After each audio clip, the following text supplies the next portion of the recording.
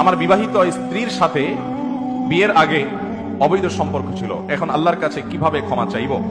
যদি কোনো ভাই নিজের স্ত্রীর সাথে বিয়ের আগে বা অন্য কোনো মেয়ের সাথে বিয়ের আগে হারাম সম্পর্ক করে থাকেন, তাহলে তাকে তওবায়ে নাসুহা করতে হবে। কি তওবা করতে হবে ভাই? তওবায়ে নাসুহা মানে হলো খাঁটি তওবা।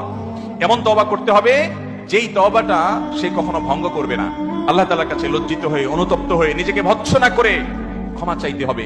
আল্লাহ তাআলা ক্ষমা চাওকে এত ভালোবাসেন যে বান্দা যখন পাপ করার পর লজ্জিত হয়ে চোখের পানি ফেলে দেয়, অনুতপ্ত হয়, আল্লাহর দেওয়া অক্সিজেন গ্রহণ করছি, আল্লাহর দেয়া নেয়ামত দিয়ে বেঁচে আছি, সে আল্লাহর নাফরমানি করলাম, আল্লাহর কাছে আমাকে যেতে হবে, তার নাফরমানি করলাম, কিভাবে তার পাশে দাঁড়াবো, তার সামনে দাঁড়াবো?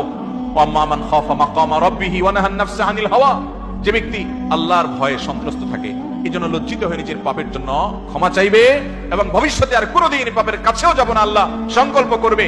আল্লাহ রাব্বুল আলামিন তার পেছনে সমস্ত গুনাহ মাফ করে দিবেন ইনশাআল্লাহ।